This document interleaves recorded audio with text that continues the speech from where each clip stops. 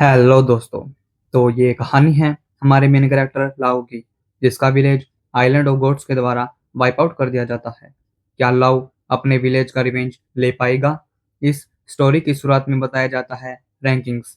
यह लोगों की हायरार्की को डिटरमाइन करती है। Strength, intelligent, connections, wealth and occupations. इस एरा में जहाँ हर चीज की रैंकिंग होती है, एक लड़के की जर्नी स्टार्ट होती है। फिर हमें तोली विलेज को दिखाया जाता है, जहाँ एक लड़का वुडन चॉप कर रहा होता है। यही हमारी इस स्टोरी का मेन कैरेक्टर है। इसका नाम लव है एंड यह 16 ईयर्स का है। लव कहता है ठीक है, सब कुछ कर दिया। तभी एक पर्सन पीछे से लव को आवाज लगाते हुए कहता है, अब मुझे खेत जोतने में मदद करो। तभी एक लड़की वहां आकर उस पर्सन को किक कर देती है और गुस्से से चिल्लाते हुए कहती है, हर काम के लिए लव को क्यों कहते रहते हो? यह यूना है, एज 16 ईयर। वह पर्सन कहता है, लेकिन ऐसा लग रहा है कि लव खाली है और उसके पास करने के लिए कुछ भी नहीं है। यूना कहती है, लव हमेशा एंड जन्म से खाली रहने वाला टाइप का है। फिर यूना लव को झिंझोड़ते हुए कहती है, लव, क्योंकि तुम हर बात से एग्री होते हो, इसलिए वे तुम्हारे साथ एक कन्वीनियंट टूल की तरह ट्रीट करते हैं। लव कहता है, हालांकि मुझे इसमें कोई प्रॉब्लम नहीं है। यूना कहती है, नहीं, यह बिल्कुल भी ठीक नहीं है। मैं जानती हूँ कि लव तुम काइंड हार्टेड हो, बट सब कुछ ठीक है। फिर यूना लव के कान में कहती है, क्या तुम विलेज से बाहर जाना चाहते हो? एक्चुअली मुझे एक सीक्रेट रास्ता मिला जिसके बारे में कोई नहीं जानता।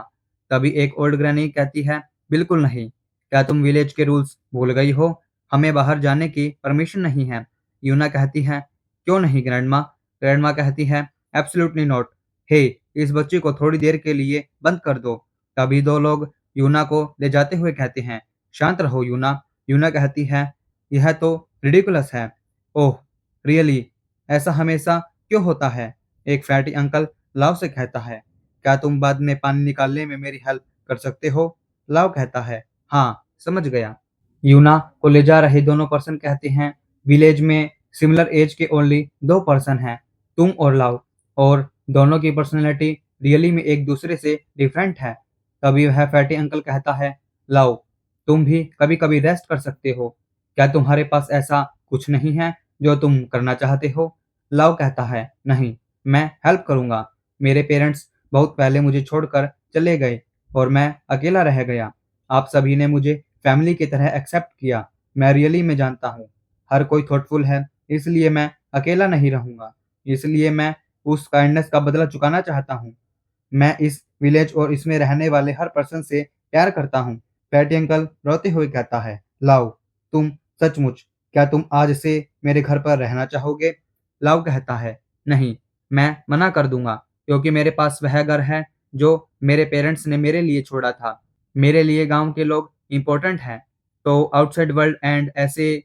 फिर हम देखते हैं कि यूना को एक बैम्बू केज में कैद कर दिया होता है। यूना चिल्लाते हुए कहती है, मुझे बाहर निकालो।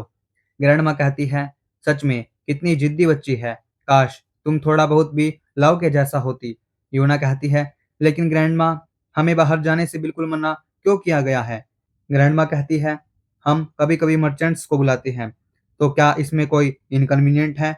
यूना कहती है, बस ऐसा नहीं है, बाहर की दुनिया बहुत बड़ी है, लेकिन हम यहाँ क्यों ट्रैप रहते हैं? ग्रैंडमा कहती है, क्योंकि हम ऐसे बीइंग्स हैं जिनसे कोई ना कोई नाराज होता है। यूना हैरान होते हुए पूछती है, हमसे नाराज होते हैं? वे कौन है? ग्रैंडमा कहती है, तुमको इतना कुछ जानने की जरूरत नहीं है, किसी दिन टाइम इसे रिजोल्व कर देगा। फिर हम देखते हैं कि लाव पानी भर रहा होता है और पसीना पोंछते हुए कहता है, ठीक है, पानी भरने का काम भी पूरा हो गया है। तभी कोई पीछे से लाव को पत्थर मारता है। लाव कहता है, यूना, तुम? यूना लाव को चुप रहने के लिए कहती है और इशारा करते हुए अपने पास बुलाती है। लाव कहता है, तुम फिर से भाग आई? यूना कहती है, इतनी बार पकड़े जाने के बाद बाहर निकलना बहुत इजी है। लाव कहता है, यह कोई प्राउड करने लायक बात नहीं लगती। यूना खुश होते हुए कहती है, ज्यादा इंपॉर्टेंट बात, मेरे पीछे आओ। लाव लाव कहता है, अगर हम गांव से बाहर जाएंगे तो ग्रैंडमा हमें फिर डांटेंगी। यूना कहती है, यह ठीक है, अगर यह सिर्फ एक मोमेंट के लिए है। वहाँ एक सीनरी है जिसे मैं लाव तुम्हें दिखाना चाहती हूँ। यह सुनकर लाव ब्लश करने लगता है। फिर लाव एंड यूना फॉरेस्ट के बीच से होते हुए जाने लगते हैं। यूना एक तरफ फिंगर पॉइंट करते हुए कहती है, हम बस पहुंच गए, यह रहा। लाव उस जगह को देखकर एकदम हक्का बक्का रह जाता है। यूना खुश होते हुए कहती है, देखो, नीचे यह आउटसाइड वर्ल्ड है, यह बहुत बड़ा है। लाव खुश होते हुए कहता है, वाओ, यह अमेजिंग है। लाव को खुश होता देख यूना स्माइल करने लगती है। यूना एक बुक निकालते हुए कहती है, हे लाव, क्या तुम आउटसाइड वर्ल्ड के रूल्स को जानते हो? लाव हैरान होते हुए कहता है, रूल्स? यूना कहती है, इस बुक के अकॉर्डिंग यह मुझे एक मर्चेंट से सीक्रेटली ऑब्टेन हुई थी। आउटसाइड वर्ल्ड में एक सिस्टम है जिसे रैंकिंग कहा जाता है। Adventurers, transporters, doctor, musicians, ranking के डिफरेंट टाइप्स हैं और जिन लोगों का नाम उनमें आता है उन्हें रैंकर्स कहा जाता है। और weapon, food, strength and wealth भी, वे इस वर्ल्ड की हर चीज पर रैंकिंग लगाते हैं और ऐसा लगता है जिसे हर कोई सीरियसली से compete कर रहा हो। लाव कहता है, हे, तो आउटसाइड वर्ल्ड के भी रूल्स हैं? यूना कहती है, हाँ, लेकिन गांव के रूल्स के अपोजिट। क्या यह इंटरेस्टिंग नहीं लगता? मैं एक एडवेंचरर रैंकर बनना चाहती हूँ, दुनिया भर के राइवल्स के साथ कंपीटिंग एंड किसी दिन एक कूल एडवेंचरर बनना जिसकी हर कोई रिस्पेक्ट करेगा। लाव कहता है, लेकिन रूल्स यह है कि हम गांव छोड़कर नहीं जा सकते।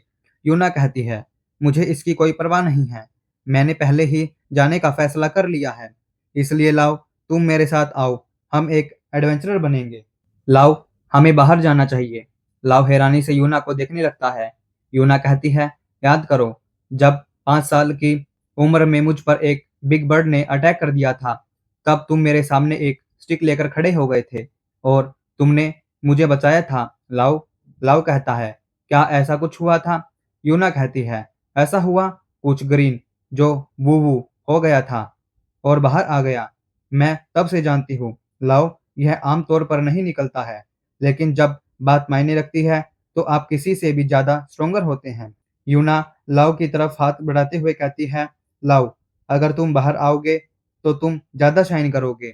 तो आइए हम सब मिलकर दुनिया भर में ट्रैवल करें। और खुश होते हुए जाने लगती है। लाव कहता है, थैंक यू यूना, लेकिन मैं नहीं जा सकता क्योंकि मुझे गाँव से प्यार है। यूना लाव को पीटते हुए कहती है, सचमुच तुम इतने जिद्दी मूर्ख हो। मुझे अब कोई परवाह नहीं, मैं पहले आगे बढ़ूंगी। लाव, जिंदगी भर गाँव में फंसे रहोगे। लाव कहता है, वापस जाते समय केयरफुल रहना। लाव अपने मन में कहता है, मैंने कभी नहीं सोचा था यूना गाँव छोड़ देगी। फिर लाव माउंटेन के टॉप पर बैठा होता है। लाव कहता है, रैंकिंग्स, क्या मुझे जल्दी ही वापस लौटना चाहिए? लेकिन तभी लाव आसमान में फ्लोट कर रहे एक आइलैंड को देखते हुए कहता है, क्या वह क्या है? तभी वह आइलैंड ब्लू लाइट से ग्लो करने लगता है, जिसे देखकर लाव हैरान हो जाता है। तभी वह आइलैंड एक जोरदार लाइट बीम नीचे की तरफ शूट कर देता है। वह लाइट बीम इतनी बड़ी होती है जिसे दूर से भी देखा जा सकता है। उस लाइट बीम का प्रेशर इतनी दूर तक लाव भी फील कर पा रहा होता है। लाव घबराते हुए कहता है, क्या हो रहा है? यह डिसअपीयर्ड हो गया? क्या क्या सब कुछ ठीक है? फिर लाव गांव की तरफ भागते हुए कहता है, कोई बात नहीं, कुछ नहीं होगा। यूना, ग्रैंडमा, विलेजर्स एंड विलेज भी। जैसे ही लाव विलेज के पास पहुंचता है तो कुछ देखकर चौंक जाता है क्योंकि पूरा विलेज वहां से डिसअपीयर हो गया होता है। लाव घबराते हुए कहता है, क्या क्या यह विलेज? बिल्कुल नहीं।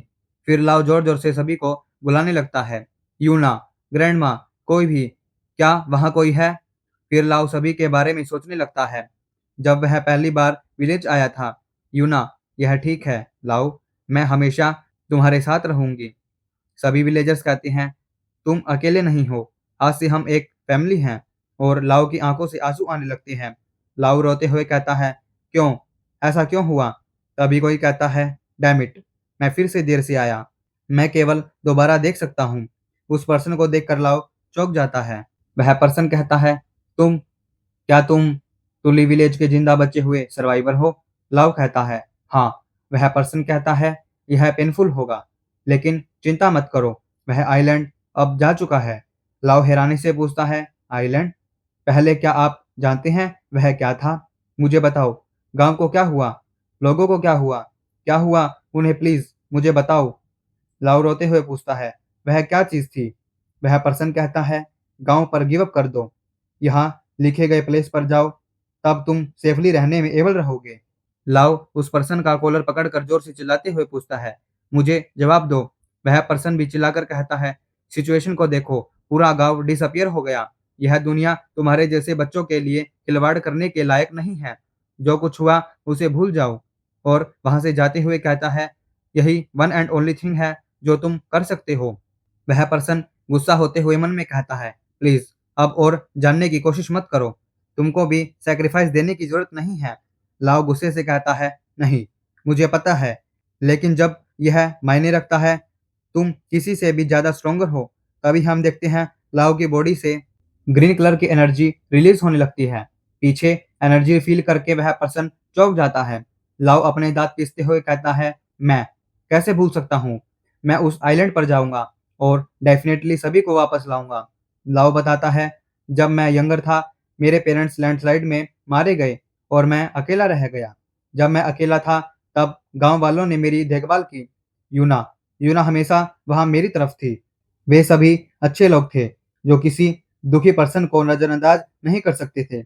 वे सभी लोग, मैं उन्हें किसी भी तरह नहीं भूल सकता। मैं उस आइलैंड पर जाऊँगा और डेफ़िनेटली सभी को वापस लाऊँगा। वह पर्सन हैरान होते हुए मन में कहता है, प्राणा की वह अमाउंट कितनी है? लाओ की बॉडी से बहुत ज़्यादा एनर्जी रिलीज़ हो रही होती है। वह पर्सन कहता है, आसपास की जगह डिस्ट्रॉय हो रही है। हमें बताया जाता है, प्राणा लिविंग बीइंग्स की मेंटल एनर्जी को रेफर करती है। यह एक ऐसी पावर है जो किसी के पास भी हो सकती है, लेकिन बहुत कम लोग इसके लिए कॉन्शियस होते हैं। हालांकि टैलेंटेड लोग इसका इंटेंशनली यूज़ करते हैं। नॉर्मली यह कलरलेस और ट्रांसपेरेंट होती है, लेकिन पावरफुल प्राणा वाले लोग इसे विजिबल बना सकते हैं। एंड ऐसा कहा जाता है कि कुछ रेसेस स्पेशल प्राणा पोजेस करते हैं। लाओ के प्राणा प्रेशर को फील करके वह पर्सन कहता है, तो यह है, बेबल से बचा हुआ वह पर्सन है। मैं प्रोटेक्शन को प्रायोरिटी देना चाहता था, लेकिन कुछ सालों में वह खुद ही भाग जाएगा। रियली में मुझे नहीं पता कि यहाँ चीज़ें कैसे काम करती हैं और अपनी स्वॉर्ड को लाओ के आगे फेंक देता है। वह कहता है, अगर तुम आइलैंड पर जाना चाहते हो तो स्वॉर्ड उठा लो। अगर मुझे पॉसिबिलिटी दिखी तो मैं तुम्हें ट्रेनिंग दूँगा।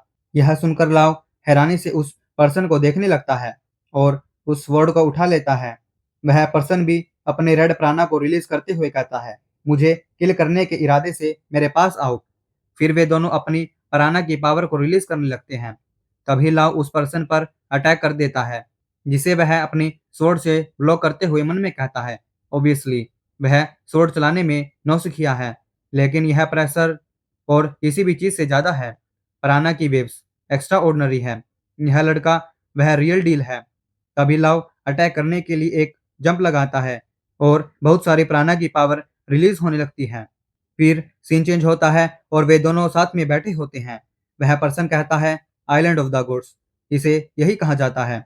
आमतौर पर यह वास्ट ओशियन के ऊपर फ्लोट करता रहता है, लेकिन बहुत कम ही ऐसा होता है कि यह पूरी तरह से अलग प्लेसेस पर दिखाई देता है और लोगों या लैंड को डिस्ट्रॉय कर देता है। मैं इसे रोकने के लिए एक्टिव रहा हूँ, लेकिन मैं फिर देर से आया। एक थ्योरी के अकॉर्डिंग जितने भी ह्यूमन उस लाइट में कवर हुए हैं, कहा जाता है कि उसे आइलैंड ऑफ द गॉड्स पर ले जाया गया है। लाओ कहता है, फिर अगर मैं उस लाइट को भी छू लूँ? वह पर्सन कहता है, मैंने कहा कि यह सिर्फ एक थ्योरी है। अगर वे जिंदा भी हैं, तो कौन जानता है कि उनके साथ क्या किया जा रहा है? लाओ कहता है, तब मैं क्या करूँ? वह पर्सन कहता है, फिलहाल एक सीधा-साधा तरीका है। एडवेंचर रैंकिंग्स में टॉप 10 में शामिल हो जाओ। लाओ कहता है, एडवेंचरर रैंकिंग्स? वह पर्सन कहता है, एडवेंचरर्स वे प्रोफेशनल्स होते हैं जो अनएक्सप्लोर्ड टेरिटरीज की इन्वेस्टिगेशन एंड डेवलपमेंट का काम हैंडल करते हैं। सभी रैंकिंग्स में उनके पास सबसे ज़्यादा मेंबर्स होते हैं और टॉप रैंकिंग वाले सभी मॉन्स्टर्स हैं। अगर तुम उनमें से टॉप 10 में आ गए, तुम आइलैंड ऑफ द गॉड्स पर जा सकते हो। आइलैंड ऑफ द गॉड्स लगातार बढ़ता जा रहा है। इसके ऑब्जर्वेशन के बाद से डेंजर जोन की रैंकिंग में रैंक 1 है। तुम फिर भी जाओगे? लाओ फुल कॉन्फिडेंस के साथ हाँ कहता है। वह पर्सन कहता है, ठीक है, मैं अब से 1 साल तक तुम्हें ट्रेनिंग दूंगा, लेकिन मैं तुम्हें ओनली स्वॉर्डमैनशिप ही सिखा सकता हूँ। तो 1 साल बाद मुझे एज अ स्टेपिंग यूज करो। और अपनी स्ट्रेंथ के साथ एडवेंचरर रैंकिंग पर क्लाइम करो। वह पर्सन अपना हाथ आगे बढ़ाते हुए कहता है, मैं एडल हूँ, नाइट रैंकिंग में रैंक 1 हूँ, ह्यूमैनिटी का सबसे स्ट्रॉन्गेस्ट नाइट। तुम्हारा नाम क्या है बच्चे? लाओ भी अपना हाथ आगे करते हुए कहता है, मैं लाओ हूँ। एडल कहता है, लाओ, मैं तुम्हारे साथ इजी नहीं जाऊंगा। वैसे भी तुम पहले पर्सन हो मुझे एक ही स्ट्राइक में कट करने के लिए। फिर हमें नरेटर वॉइस बताती है, एक हेलिश ईयर शुरू हुआ। हाथ पैरों के छाले फूट गए, मसल्स फट गई, हड्डियां क्रश कर दी गई। उसकी बॉडी के हर पोर से ब्लड बह रहा था। इसके बाद एडल ने आइलैंड ऑफ द गोड्स के बारे में और कुछ नहीं कहा। एडल कहता है, बाकी सब कुछ खुद ही पता लगाओ। अगर यह इम्पॉसिबल है तो हार मान लो। वह इनडायरेक्टली कह रहा था। लाव अटैक करते हुए कहता है, विलेजर्स श्योरली अभी भी जिंदा है। अभी तो मैं बस इसी बात पर ग्रो कर सकता हूँ। विलेज क्यों डिसअपियर हो गया? Island of the gods really में क्या है? यह सच्चाई जानने के लिए मैं एडवेंचर रैंकिंग पर क्लाइम करूंगा। फिर सीन चेंज होता है और हमें एक साल बाद दिखाया जाता है। एडल एंड लाव उस माउंटेन के टॉप पर खड़े होते हैं। एडल कहता है, क्या तुम तैयार हो? लाव कहता है, मैं बहुत पहले से रेडी हूँ। फिर कुछ सोचने लगता है और अपनी आंखें बंद करके यूना के बारे में सोचने लगता है। यूना ने कहा था, मैं एक एडवेंचरर रैंकर बनना चाहती हूँ। लाओ, तुम भी मेरे साथ चलो, हम मिलकर एडवेंचरर बनेंगे। लाओ कहता है, यूना, जो आउटसाइड वर्ल्ड के लिए तरस रही थी, डिसअपियर हो गई और अब मैं ही जर्नी पर निकल रहा हूँ। यूना का ड्रीम, मैं अभी इसे लेकर चलूंगा। एडल कहता है, चलो लाओ, चले। लाओ हाँ कहता है। फिर हमें पूरी तरह से लाओ को दिखाया जाता है। लाओ अब 17 ईयर्स का हो गया होता है। एडल कहता है, तुम काफी लंबे हो गए हो, यह तुम्हारा ग्रोथ पीरियड है। ह्यूमैनिटी के सबसे पावरफुल नाइट का डिसिपल अब से शुरू होता है आइलैंड ऑफ द गोड्स की ओर एडवेंचर। एंड हमारे लव की नेक्स्ट डेस्टिनेशन होती है वाल्टर किंगडम। तभी हमें मैप पर तुली विलेज और वाल्टर किंगडम दिखाया जाता है। फिर रॉयल कैपिटल त्रागिस्ता की रिकॉग्नाइजेशन ब्यूरो त्रागिस्ता ब्रांच दिखाई जाती है, जहां एक गर्ल बुक्स के बीच टेबल पर सो रही होती है। कोई कहता है, देखो देखो, अब लगभग टाइम हो गया है। वह ब्लू हेयर उठते हुए कहती है, ओह, यह तो बुरा हुआ। इस लड़की का नाम एमेल्डिया है। यह लड़की प्रोफेसर जैसी लग रही है, तो हम इसे प्रोफेसर कहेंगे। प्रोफेसर कहती है, क्या तुम फिर से सारी रात जाग कर रैंकिंग देखती रही? एमेल्डिया कहती है, तो क्या हुआ? मैं एक रिकॉग्नाइजर हूँ। प्रोफेसर कहती है, क्योंकि तुम एक रिकॉग्नाइजर हो, इसलिए तुमको अपनी सिचुएशन को और भी बेहतर ढंग से मैनेज करने की जरूरत है। मेरे अपोजिट जो डेस्क पर काम करता है, तुम कई लोगों की रैंकिंग डिटरमाइन करने की सिचुएशन में हो, है ना? हमें बताया जाता है, रिकॉग्नाइजर एक ऐसा प्रोफेशन जहां लोगों को रैंकर्स की एबिलिटीज को एग्जामिन करने के लिए दुनिया भर में भेजा जाता है और रैंकिंग को प्रॉपर वे से अपडेट करना। रिकॉग्नाइजर को vast specialised knowledge and fair judgement की जरूरत होती है। ऐसी पोजीशन पर पहुंचना जो लोगों की सुपीरियरिटी एंड इंफीरियरिटी को जज कर सके। आपको खुद मल्टीपल एग्जामिनेशंस को पास करना होगा। ओनली चूजन पीपल ही इसे अपना सकते हैं। दुनिया के सबसे डिफिकल्ट प्रोफेशंस में से एक। एमेल्डिया जोश के साथ कहती हैं, यहाँ तक कि एक रिकॉग्नाइजर के रूप में भी मैं सबसे बॉटम पर हूँ। मैं जो करना चाहती हूँ उसके लिए मुझे और ज़्यादा मेहनत करनी होगी और प्रमोशन भी ऑब्टेन करना होगा। प्रोफेसर कहती है, तुम क्या करना चाहती हो? एमेल्डिया कहती है, वेल, वेरियस थिंग्स। प्रोफेसर कहती है, किसी रिकॉग्नाइजर एडवांसमेंट के लिए सबसे बेस्ट यह है कि आप किसी स्किल्ड रैंकर के एक्सक्लूसिव रिकॉग्नाइजर बन जाएं। एमेल्डिया कहती है, यह सच है, लेकिन कोई भी रैंकर मुझे पसंद नहीं है। प्रोफेसर कहती है, तुम्हारे हाई स्टैंडर्ड तो देखो। एमेलिया कहती है, ऐसा नहीं है, बात यह है कि आज के रैंकर्स सभी फूल हैं। पास्ट में रैंकिंग कंपटीशन बहुत ज़्यादा था, लेकिन अब किसी भी रैंकिंग में टॉप पोजीशन लगभग तय हो गई है। तो फिर हम रिकॉग्नाइजर की एग्जिस्टेंस का कोई मीनिंग नहीं है। रैंकिंग का अपडेट होना वैल्यूएबल है। प्रोफेसर कहती है, तुम रैंकिंग की दीवानी हो। एमेल्डिया खुशी से हाँ कहती है। एमेल्डिया कहती है, आह, यह कोई नहीं है, एक प्रोमिसिंग राइजिंग स्टार जो रैंकिंग को हिला सके। प्रोफेसर एक रूम में एंटर करते हुए कहती है, वह राइजिंग स्टार इन लोगों में से हो सकता है। एमेल्डिया वहां बैठे सभी लोगों को देखते हुए कहती है, एडवेंचरर रैंकिंग रजिस्ट्रेशन एग्जाम, यह तीसरा साल है। क्या हमेशा इतने ही होते हैं? प्रोफेसर कहती है, आमतौर पर इनकी संख्या कम होती है।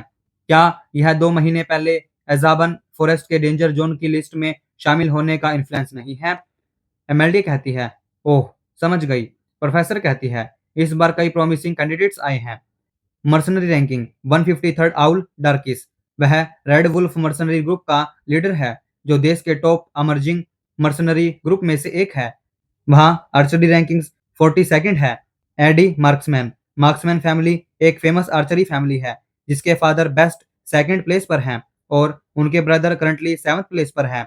एडी के बारे में यह भी रूमर है कि इस एज में उनकी एरो स्पीड डबल डिजिट्स में है और इसका फ्यूचर प्रॉमिसिंग है। ऐसे कई दूसरे प्रॉमिसिंग पीपल है। फॉर एग्जाम्पल, वह पर्सन है एक merchant ranker, night ranker, seller ranker, यहाँ तक कि एक गाइड रैंकर भी है। तभी अमेल्डिया कॉन्फिडेंस के साथ कहती है, हे, मैं आखिरकार एक रिकॉग्नाइजर हूँ। मैं देख कर भी बता सकती हूँ कि वे किस रैंकिंग के हैं। Special adventure ranker title convenient है, इसलिए कई रैंकर्स इसे बाद में लेना चाहते हैं। यह उस फॉरेस्ट जैसे स्पेशल टेरिटरीज में एंटर करने के लिए जरूरी है। लेकिन तभी कोई रिसेप्शन बेल को बजाने लगता है। प्रोफेसर वहां जाते हुए कहती है, प्लीज एक सेकंड के लिए रुकें। प्रोफेसर कहती है, आपका वेलकम है। लव कहता है, मुझे रैंकिंग के लिए रजिस्टर करने के लिए यहाँ आने को कहा गया था। प्रोफेसर कहती है, हाँ, यह सही है। रैंकिंग हमारी रिकॉग्नाइजेशन ब्यूरो द्वारा मैनेज एंड ऑपरेट एक सिस्टम है। वेरियस लोकेशंस पर भेजे गए रिकॉग्नाइजर्स रैंकिंग डिटरमाइन करने के लिए रैंकर्स की अचीवमेंट्स और एबिलिटीज को एग्जामिन करते हैं। रैंकिंग अपडेट कहीं भी पॉसिबल है, लेकिन वहां कोई रिकॉग्नाइजर होना चाहिए।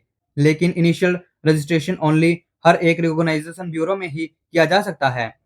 लव कहता है, मैं एडवेंचरर रैंकिंग के लिए रजिस्ट्रेशन करना चाहता हूँ। प्रोफेसर कहती है, ओह, बिल्कुल सही टाइम है। एग्जाम शुरू होने वाला है। क्या तुम पार्टिसिपेट करना चाहोगे?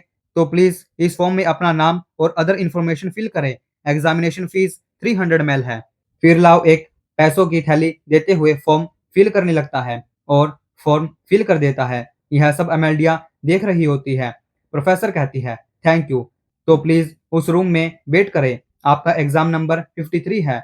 लाओ को जाते देख अमेल्डिया हैरानी से देख रही होती है। अमेल्डिया कहती है, देश में अभी भी ऐसे लोग हैं जो यह भी नहीं जानते कि रिकॉग्नाइजर ब्यूरो क्या है। प्रोफेसर कहती है, ठीक है, मुझे यह समझाए हुए काफी टाइम हो गया है। तो फिर देखो, क्या तुम मुझे एग्जाम की तैयारी में हेल्प करना चाहती हो? अमेल्डिया कहती है, हाँ, कभी कभी डेस्क पर काम करना बुरा नहीं होता। फिर प्रोफेसर वहां बैठे हुए सभी लोगों से कहती है, अब हम adventure ranking registration exam start करेंगे। एग्जाम 3 टाइप के होते हैं। सबसे पहले रिटन एग्जाम होगा, फिर प्रैक्टिकल एग्जाम होगा और लास्ट एग्जाम स्टार्ट होने से पहले उसके बारे में बताया जाएगा।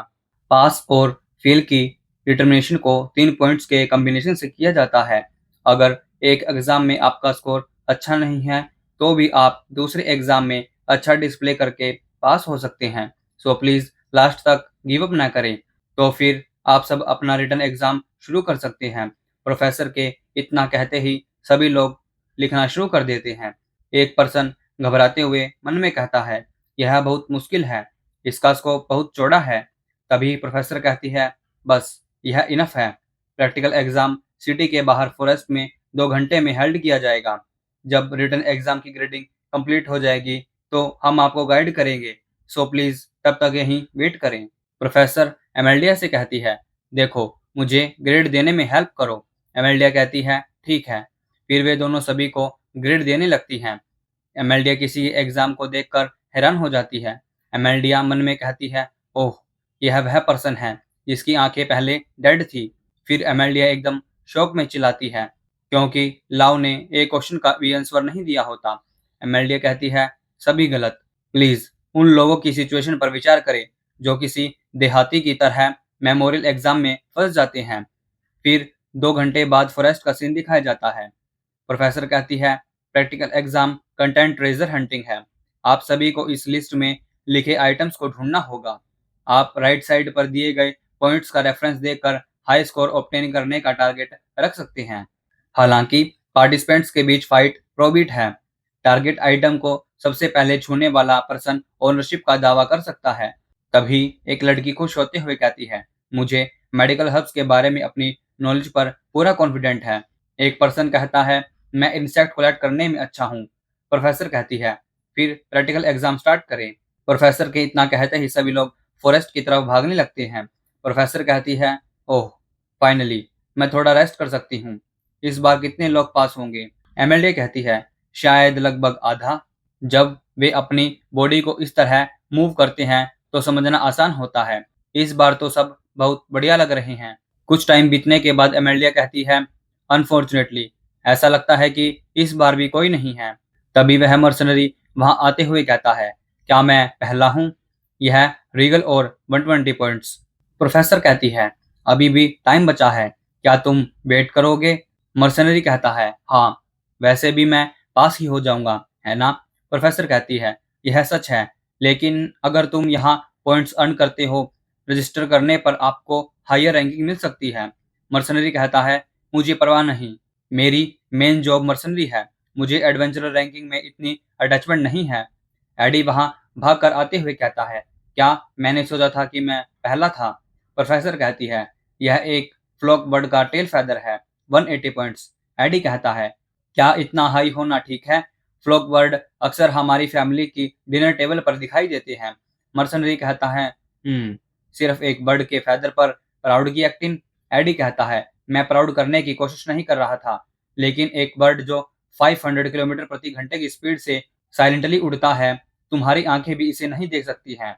मर्सनरी कहता है, इसे न पहचान पाने के लिए माफ करें, तब शायद जोकर तुम्हारे लिए ज्यादा बेटर होगा। एडी कहता है, क्या तुम इसका टेस्ट करना चाहते हो?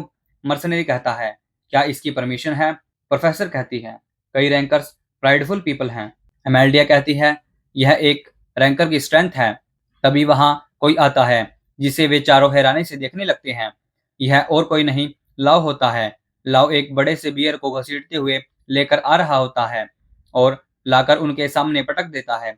लाव कहता है, मुझे नहीं पता था कि रेड गिजली का गोल ब्लैडर कैसे एक्सट्रैक्ट किया जाता है, तो मैं पूरी डेड बॉडी ले आया। क्या मैं इसे ऐसे ही दे सकता हूँ? प्रोफेसर कहती है, हाँ, यह पॉसिबल है, but red grizzly gall bladder 300 points. तभी लाव को देखते हुए एक पर्सन कहता है, एक रेड गिजली अकेले ही? दूसरा कहता है, हे, उस पर्सन को क्या हो गया है? एमेल्डिया कहती है, तुमने यह जानकर अच्छा किया कि यह मैजिकल बीस्ट एक रेड गिजली था, हालांकि तुम्हारा रिटर्न एग्जाम कैटास्ट्रोफिक था। लाओ कहता है, यह अक्सर गांव के पास दिखाई देता है, इसलिए मैं इसे जानता हूँ। एमेल्डिया कहती है, गांव? तभी कोई कहता है, क्या तुमने नहीं देखा कि उस पर्सन ने कैसे फाइट की? ओह, मैंने इसे मेरे सामने ही देखा, लेकिन मैं यह नहीं कह सकता कि मैंने इसे देखा था। उसने अपनी स्वॉर्ड खींची और फिर इससे पहले मैं जान पाता कि रेड गिजली को काट दिया गया। यह सुनकर एमेल्डिया लाव को घूरने लगती है। फिर 1 घंटे बाद हमें अंडरग्राउंड ट्रेनिंग ग्राउंड का सीन दिखाया जाता है। प्रोफेसर कहती है, सब लोग, क्या आप जानते हैं कि एडवेंचरर को किन बातों से केयरफुल रहना चाहिए? ये मैजिकल बीस्ट हैं और ह्यूमन एक एडवेंचरर का मिशन पाइनियर लैंड की खोज करना होता है। नेचुरली वे अक्सर अनपॉपुलर टेरिटरीज में जाते हैं, फिर खतरा बन जाते हैं। बैंडिट्स एंड पायरेट्स जैसे रूफियंस। डेंजर से बचने के लिए स्ट्रेंथ जरूरी है, इसलिए फाइनल एग्जाम एक नकली ड्यूअल है। पार्टिसिपेंट्स एक दूसरे के अगेंस्ट कम्पीट करेंगे। यह पूरी तरह से हर एक पर्सन की एबिलिटीज को कंफर्म करने के लिए है, इसलिए ज्यादा नर्वस ना हो। एडी कहता है, मैं देख रहा हूँ, अगर उन्होंने शुरू से ही समझाया होता तो शायद कोई अभी प्रैक्टिकल एग्जाम में चीटिंग कर सकता था, इसलिए उन्होंने लास्ट मोमेंट तक कंटेंट को छिपाए रखा। एक फैटी पर्सन मर्सनरी के कंधे पर हाथ रखते हुए कहता है, तुम मुझसे फाइट करोगे? पिछले एग्जाम में तो तुमने केवल पत्थर ही उठाए थे, है ना? मैंने सुना है कि मर्सनरी की रैंकिंग ओनली डींगे मारने वाले ठगों का अड्डा है। फिर वह मर्सनरी पर पंच मारते हुए कहता है, तुम किस तरह के थर्ड ग्रेड के बच्चे हो? मैं अभी तुम्हें क्रश कर दूंगा। तभी मर्सनरी अपनी स्वॉर्ड के हैंडल से उस फैटी पर्सन की ठुड्डी पर मारता है और एक ही अटैक में वह पर्सन नॉकआउट हो जाता है। मर्सनरी कहता है, माफ करें, मैं अपना गुस्सा रोक नहीं सका। प्रोफेसर कहती है, खैर, वह पर्सन पहले से ही पिछले एग्जाम्स में फेल होने का डिसाइड कर चुका है, इसलिए मैं ऐसा दिखावा करूंगी कि मैंने अभी यह नहीं देखा। फिर 4 पर्सन उस फैटी को ले जाने लगते हैं। तभी कोई कहता है, चाहे वह एक ही शॉट में रिवर्सल करने का कितना भी ट्राई क्यों न कर रहा हो, क्या वह मूर्ख नहीं है? मेजर रैंकिंग्स में ओनली मॉन्स्टर्स ही थर्ड ग्रेड तक पहुंच पाते हैं। प्रोफेसर अपने मन में कहती है, मर्सनरी का ओपोनेंट ओनली एडी ही हो सकता है। एमेल्डिया कहती है, आपको पता है? प्रोफेसर कहती है, देखो क्या गलत है। एमेल्डिया कहती है, क्या मैं उस पर्सन का अपोनेंट डिसाइड कर सकती हूँ? प्रोफेसर कहती है, यह ठीक है, लेकिन फिर कुछ देर तक सभी लोग अपने अपने अपोनेंट से फाइट करते रहते हैं। फिर match number 8, match number 27 and match number 41 और फाइनली हमारे लाव की टर्न आ जाती है। मैच नंबर 53 नंबर सुनकर सभी लोग लाव को देखने लगते हैं। एमेल्डिया कहती है, नंबर 27 और 41 एक टीम है, आप दोनों का सामना 53 नंबर से होगा। मर्सनरी कहता है, क्या आप श्योर हैं? एडी कहता है, काफी टाइम हो गया है जब मुझे इस तरह से कम आंका गया है। प्रोफेसर घबराते हुए कहती है, वेट, देखो, क्या यह रियली में ठीक है? एमेल्डिया स्माइल करते हुए कहती है, शायद अगर मेरी आंखें श्योर है, वह पर्सन एक मॉन्स्टर है। तो इसी के साथ आज का हमारा एपिसोड यहीं खत्म होता है। तो मिलते हैं एक नए एपिसोड के साथ। तब तक के लिए चैनल को लाइक, शेयर एंड सब्सक्राइब करना ना भूले। Tata bye and sayonara.